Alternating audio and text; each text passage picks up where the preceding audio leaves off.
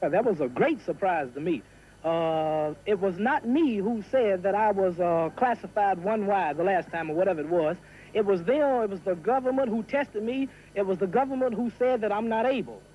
All of a sudden, they seem to be anxious to push me into the Army and throw me in the 1A category out of 30 or 40 men that they could have picked from, and 2 men made the decision. And another thing I don't understand, I really don't understand, is why me, a man who pays the salary of at least 50,000 men in Vietnam, a man who the government takes $6 million from a year out in 2 fights, a man who can pay in 2 fights for 3 bomber planes, why would you take and seek out and be anxious to call me out of 30 men who you could have called? And I just don't understand yet how I can be reclassified as 1A without testing me in no way, just calling me like this, and I just don't understand it. When I'm expected to go overseas to help free the people in South Vietnam, and at the same time, my people here in Kentucky are been brutalized and mistreated, and this has really disturbed me more so than what happened in Vietnam. Let's quit worrying white people, plaguing white people's neighborhood, forcing ourselves on white people, and we don't clean up and do for ourselves. The slum is not in the neighborhood, the slum is not in the ghetto, the slum is in the people. The people make the slum. And the condition our people are in now, if you gave them a $93 million project, they'll make a slum out of it in 24 hours. Then you can take a nation of people who are intelligent and they can make a slum of paradise. But like today, this thing just came up where I'm reclassified as 1A. And I just can't understand how they could reclassify me as 1A when they were the ones who said, the government officials were the ones who said that I was 1Y and that I wasn't qualified. It was their decision. Now, all of a sudden, I'm 1A without any test, without notifying me or checking to see if I'm any wiser than I was the last time or any worse. If you're drafted, will you fight for your country? I'm not saying nothing about things that I don't have to say. I don't have to say nothing about that.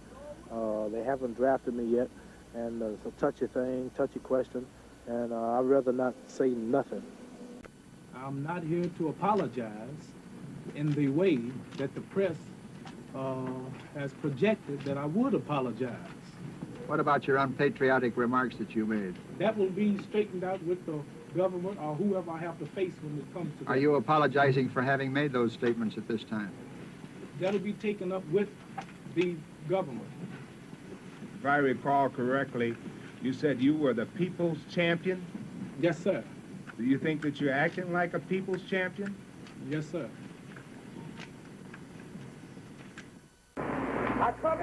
Back up. Back up. I'm here to help you. I know you don't need the button to tell you that, but I'm going to make you another medicine. Okay, and you will have a chance to get the crown, and I just want to size you. What makes you think you can whip me? What makes you think? Come on. Be good. Tony was a small guy too, and he was let him train. I don't want to mess with your trainer. I just want you to know that from now on, you are the rabbit. I have a habit of labeling my fighters. You know, a rabbit is an animal that's scared of his own shadow. A rabbit is an animal, if you pin him in a corner, he'll freeze and he won't be able to move. That's why I call Patterson the rabbit, because he has the characteristic of a rabbit. Sonny Liston looked at him hard and he froze in both fights, just like a rabbit. And Chevaldo's the washwoman. You know how women fight. They have a wild style, lady style fight, and that's the way he fights. So he's the washwoman. So whenever you hear me say the washwoman or the rabbit, you know that's Patterson or Chevaldo. And of course you call Liston the bear. Yeah, the bear, he's in hibernation. This will be a mismatch. Floyd Patterson will be no match. He's too short, he's too slow, he don't have the reach, he can't take a punch, he don't hit hard, and he don't have the footwork. This will be a mismatch. I will hit him about 6 times to every miss. Why don't you call me my name, man? Well, what's your name? You told me your name was Cassius Clay. I never told you my name was Cassius Clay. Well, my name is Muhammad Ali, and you will announce it right there in the center of that ring after the fight if you don't do it now. for the benefit of this broadcast, him, all right? You just acting just like an old Uncle Tom. Another fraud counterfeit. I'm gonna punish you. Let me tell you something, man. You ain't got no... Back off of me. Back off of me. Uncle Tom. That's what you are, Uncle Tom. Why are you gonna call me Uncle Tom? What you gonna do? You heard me. Just back off of me. And so, ladies and Uncle gentlemen, Tom? as the two contestants prepare for battle right now, Back off of me, man.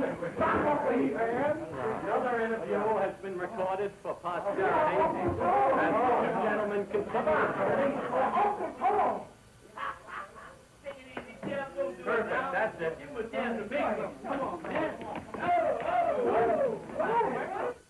A lot of people have asked about that interview we did together with Terrell, Coast to Coast, a week or so ago, where you and Terrell almost came to blows. And many people have said it was a publicity stunt, that you staged it. They have a right to believe so, Howard, because many things in the past that I have done was publicity stunts, that's all. But this time it was serious, and I almost struck him. I did hit him on the hand. I intended to... Oh, do you hate him? No, I don't really hate him, but I don't really hate no one, but I don't like him for his actions and the way he was acting and insisting on calling me Cassius Clay, knowing that my name now is Muhammad Ali. Now, I'm a Muslim, and whenever this is discussed as serious, I don't play with the religion or the name. So he really made Mainman. That was not play. That was real. He's going around claiming to be the real heavyweight champ. But after I'm finished, he'll just be a tramp. Now, I'm not saying this just to be funny, but I'm fighting Ernie because he needs the money. You taking Zora Foley too lightly? Why would you say that? Because every indication has been that you're confident that you can beat Zora. I'm confident I can whoop all of them. This ain't nothing new. My image has been confident. What you trying to make it look like something new for? I'm always confident I can whoop all of them. You're being extremely truculent. Whatever truculent mean, if that's good, I'm that. Right now, the number one fight is Zora Foley. And after I finish Zora Foley, then we'll cross the other bridge as far as the draft is concerned when we get to it. But I have a very strange feeling if this thing do go through as far as the induction is concerned, appeals or what have you are turned down. As a matter of fact, I know this is my last fight. I couldn't see myself taking part in nothing where I would help and aid in any way to shooting and killing these Asiatic dark black people who haven't called me nigger, haven't lynched me, if they haven't deprived me of freedom, justice, and equality, they haven't assassinated my leaders. I couldn't see myself shooting little black babies and black children that don't even have food to eat. This picture right here describes me in the court. It shows the white judge with an evil face. It has the jury over here, 12 whites with all evil faces. So all the jury were looking angry, and the judge was looking mad. And here we was just a matter of time of going through the court procedures, but I knew where I was headed. And before that, I had drawn a picture up here, a little cartoon with me thinking, showing over my head. And you see a jail, which is where they finally sent me to. Will you go into service? This would be 1,000% against the teachings of the Honorable Elijah Muhammad, the religion of Islam, and the Holy Quran, the holy book that we believe in. This will all be denounced and define everything that I stand for. This would mean, of course, that you stand the chance of going to jail as a result of not going into service. Well, whatever the punishment, whatever the persecution is for standing up for my religious beliefs, even if it means facing machine gun fire that day, I will face it before denouncing Elijah Muhammad and the religion of Islam. I'm ready to die. As many of you know, these days I'm not boxing, so I accept these college invitations to come out to meet many of you. I realize that in these country towns like this, you never get a chance to see the world champs. Now, draft is another thing that's against my religious beliefs. I said that I'm going to be a man. I'm going to fight it legally. If I lose it, I'm just going to jail. I'm not burning no draft cards. I still have it. I'm not laying on the Pentagon steps. I'm not hanging statues of Lyndon Johnson. I'm not burning American flags. I'm only following the law. I've turned down $8 million in movies, commercials, advertisements, endorsements before draft haven't came up because of my religious beliefs. We worked 310 years and ain't got nothing. At least you worked 100 years and got something. And we fought in all the wars. And we still fighting in them. And still a nigger. What you mean if I believe in separation? I've recognized the fact that you believe in it. That's what your people believe in. What you mean you don't believe in it? No, you just talking crazy. Every city I go to, I can find a black neighborhood and a white neighborhood. What you mean don't believe in it? How many Negroes live out here just in this big old neighborhood? You can't blame a black man for wanting to leave all this mistreatment. You must be crazy. So what you mean don't take white money? Only thing white about that money is the white pictures on it. What you mean white money? If that's the case, I should take off these clothes. You made them too. I shouldn't fly in your airplanes. What am I going to do? Just go out and lay down somewhere and hide in the mud hole? He wanted to know after the whole draft business is over, whether I'm in jail or not, will I come back to fight? Well, you don't know. I heard they start cleaning out my cell because they look for me to be on the trail to jail without bail. He's been brainwashed, and it's time for him to learn something about himself. When he look at television, he see White House cigars, White Swan soap, King White soap, White Rain hair rinse, White Tornado floor wax, White Plus toothpaste. They taught him when he was a little boy that Mary had little and his feet as white as snow. Then they taught him about Snow White. Then there's the White House. Everything bad is black. So he's been brainwashed. So now he needs to be taught something about himself so he can be proud and quit worrying you and pushing you out of your neighborhoods, quit running your daughter, and quit chasing you out of your schools. And every day you got a headache with this Negro that has been brainwashed by your kind. So now it's our job to re-brainwash him, to teach him that rich dirt is black dirt. Don't feel bad. Strong coffee is black coffee. You understand? You make your wheat be integrated. So now he feels proud. Now he's not begging no more. Now he wants to be himself. He's not worrying you no more. So he needs some black history, and he needs some black culture, so he'll know who he is and be proud to be who he is and quit worrying you so much. Any white woman in this audience today, any white man in this audience today, in their right minds, don't want little black boys and little black girls coming around your homes, schools, and churches looking to marry your sons and daughters, and in return introducing your grandchildren as little half-brown, kinky-haired Negro children. Not seeking to lose our identity in blood mixing and our beautiful black African history. We don't hate you. We don't hate those of you who are white. We just want to stay black. We love my color. I just love myself. No nation, no people can be free without land. And we are a whole nation, 22 million people without a toothpick factory.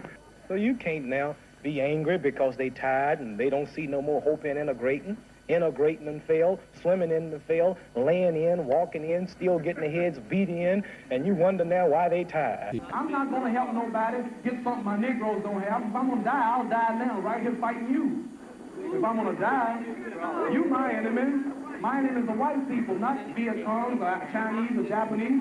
You my opposer when I want freedom. You my opposer when I want justice. You my opposer when I want equality. You won't even stand up for me in America for my religious beliefs, and you want me to go somewhere and fight, but you won't even stand up for me here at home. You won't stand up for what I believe now. So you White race attacks the black people. You don't ask us what's our religion or what's our belief. You just start whooping black heads. They don't say, are you a Catholic, are you a Baptist, are you a black Muslim, are you a Martin Luther King follower, are you a Whitney Young? They just go. We were named after our slave masters when we first was brought to America. We were robbed of all knowledge of ourselves. If I said, here comes Mr. Chang Chong, you'd picture a Chinaman. If I said, here comes Mr. Khrushchev, you look for Russian. If I said, here comes Mr. Goldberg, you look for Jew. If I said, here comes Mr. White Cloud, you look for Indian. If I said, here comes Mr. Castro, you look for Cuban. Here comes Mr. Lumumba, Mr. Kenyatta, you look for African, a black man. Now, what's your last name? If I said, here comes Mr. Jones, Mr. Hawkins, Mr. Clay, Mr. Culpeper, Mr. Roundtree, you won't know if he's black or white until you see him. Have been brainwashed. Everything good and of authority was made white. We look at Jesus, we see a white with blonde hair and blue eyes. We look at all the angels, we see white with blonde hair and blue eyes. Now, I'm sure if there's a heaven in the sky and the color folks die and go to heaven, where are the colored angels? They must be in the kitchen preparing the milk and honey. We look at Miss America, we see white. We look at Miss World, we see white. We look at Miss Universe, we see white. Even Tarzan, the king of the jungle in back Africa, he's white. We were taught when we were little children that Mary had a little lamb, his feet as white as snow. Then we were taught about Snow White. This is not funny, this is serious, this is a fact, true fact. White owl cigar.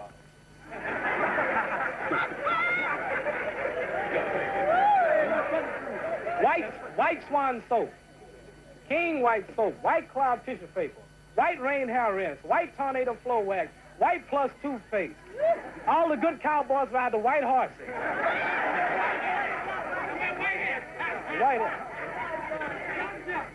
The White House.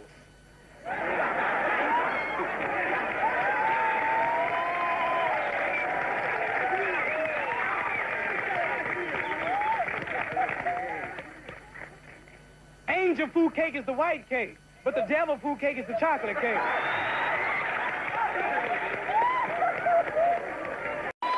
Why are we called Negroes? Why are we deaf, dumb, and blind? Why is everybody making progress, and yet we lag so far behind? Why are we mistreated?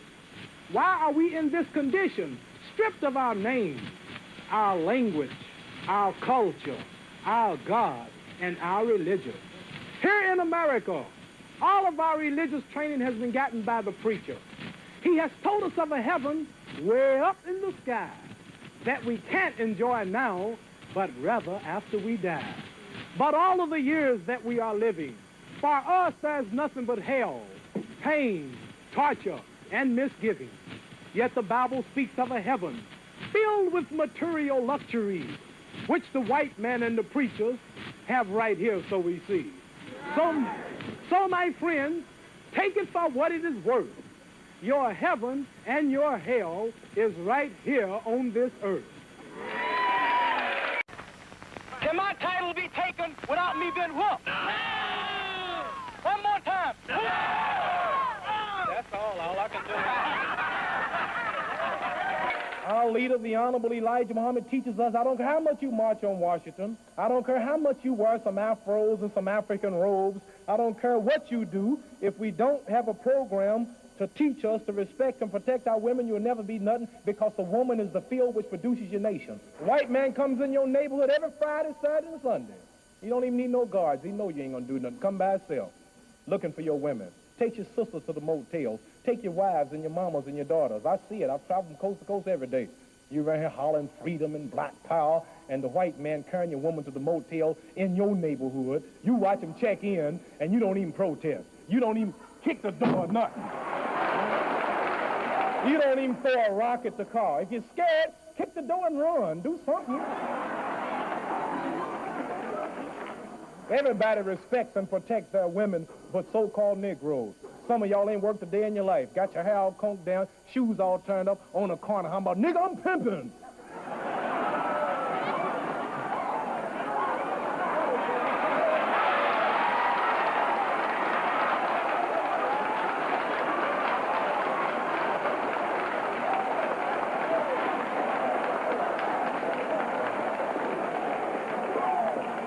Yeah, you pimping, all right. You a sissy. That's what you are. So will our next mystery challenger enter and sign in, please? And I'm going to tell you, in those days, the scale money was important to Allie that he got. That's where we got him on the show to get him some money. He needed the money. He didn't have any money. I can introduce him simply by saying he is one of the most honest individuals I have ever met in my life.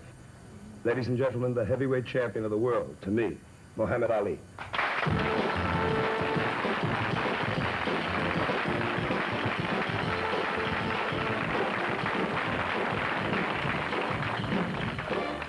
I'd like for you to tell the, what is the basis behind this teaching and this belief? We believe that since we are 22 to 30 million people and worked 310 long years, 16 hours a day for nothing, to enable America to be the 5th of the richest states on the planet, and fought in the Japanese War, the German War, the Korean, now down in Vietnam, to uphold America's freedom and independence. We think now that the master should now say, slave, you helped me build a house, and you done worked so hard and tried to love me, but I wouldn't accept you. I shot your leaders and killed you. Now that you are free and educated now, here, take a few of these states, go back to Asia and Africa now that you're educated, and build a government for yourself, and give us a good send-off, and we think this is the solution. You are a wise man, you're an intelligent man, and if I was not a Muslim or follow the Honorable Elijah Muhammad, I couldn't talk to you for 2 minutes. And I believe I can hold my own as an intelligent conversation with you. But it all comes from the Honorable Elijah Muhammad. But people praise me. Oh, you should be the leader. Well, you don't have to follow Elijah. Man, are you a fool? Everything I got come from him. He taught me who I was. He made me proud. He made me fearless. He made me love my own. I've turned down millions to keep from selling out my people. The beautiful name Muhammad Ali. I now have 56 Muslim invitations by governments. All they ask me about when I go to those countries, how is Elijah Muhammad? You believe something which I happen to know isn't true. Now hold it. See, what is it that I believe? You believe it's not true. You believe that the entire white community is your enemy. I happen to know it's not your enemy. I doubt if there's anybody in this room who is your I'll tell enemy. you what. But I do believe that just as Hitler persuaded all the Germans to believe that all of the Jews were their enemy, that the people are engaged in spreading this kind of virulence, and that some very, very sincere people get caught up in it. You're an example of it. 22 million black people in America. Who would you say our everyday common enemy is? What other country or what nationality? I mean, you know, you have the nerve to be on a TV show like this and look at me like I'm wrong for saying Elijah Muhammad is poisoning you by telling you that we're your enemies. Yeah. And I feel it and see it every day. And every black man watching this show know you are enemies. And you have the nerve to stand up here and say Elijah Muhammad is poisoning my mind. He cannot teach us that you are enemy. You taught us. And your people daily, Martin Luther King is bumped off unjustly. Adam Clayton Powers bumped off unjustly. They took my title unjustly. They killed Medgar Evers unjustly. All the integrators who love white folks was unjustly kicked out of Washington. They've been deprived of education and poverty throughout the country. Will you welcome, please, Muhammad Ali.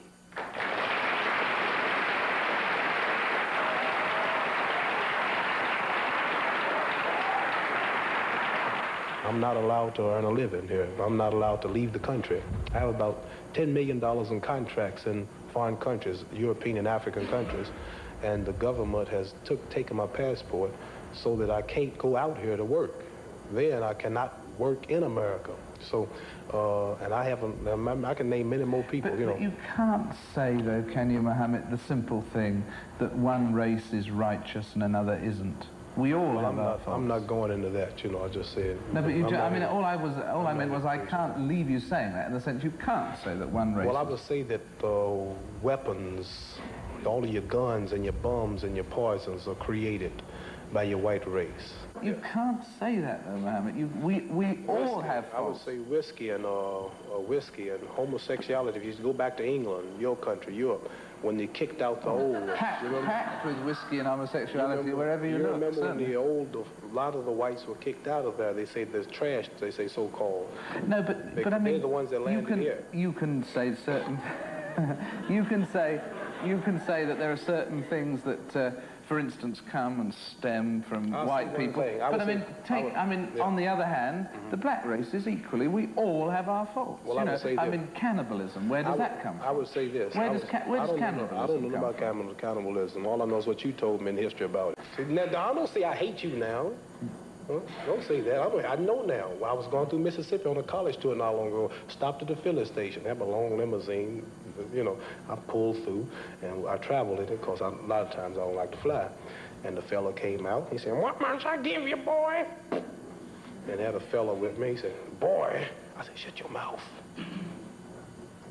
Restroom? Well, I don't think it's working. I said, "Thank you, sir." I'm the guy gonna stand up. I'm the champ of the whole world. You want me to fight for America and I can't even use the toilet. You want me to, what you talk, I wasn't gonna do that, see?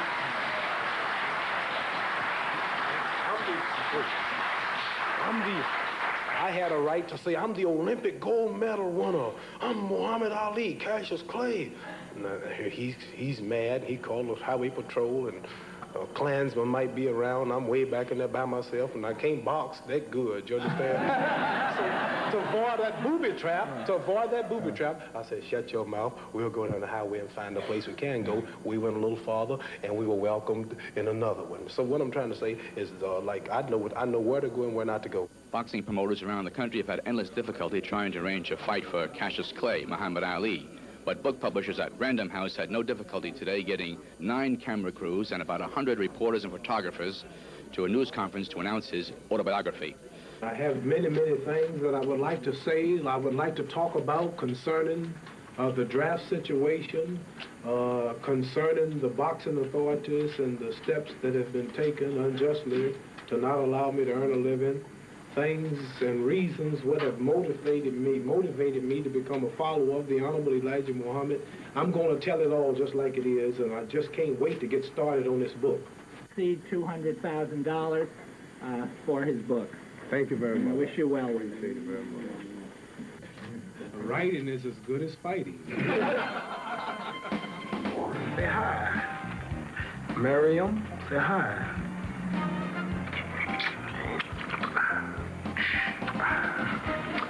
Give me milk. Give me some more milk. Give me some more milk. Give me some. Anyway, so he's all black now. Now, I'm not having no trouble out of you. There ain't but one big mouth in this family. There ain't gonna be but one big mouth in this family. My intention is to box to win a clean fight. But in war, the intention is to kill, kill, kill, kill, and continue killing innocent people. That's what the business in war. Even if the wealth of America was given to me for taking the step, the wealth of America and the friendship of all of the people who support the war, this will still be nothing if I am not content internally and if I'm not in accord with the will of Almighty Allah. It has been said that I have 2 alternatives: either go to jail or go to the army. But I would like to say that there is another alternative, and that alternative is justice. Now, I would like to hear this from you. I would like to hear this from you. And I want the world and the cameras to hear. Who's the heavyweight champion of the world? One more time, we don't want no excuses. They may say the film was bad or the camera was broke. One more time, who's the champion of the world? Oh, I was on 79th Street on the south side and just bought me orange in a grocery store, and the grocery owner came out and grabbed me and hugged me with tears in his eyes, little black fella, and told me that you've just been vindicated and you're free. 8 judges all voted in your favor. And he just hugged me and squeezed me. And he was a little short, heavy-set fella.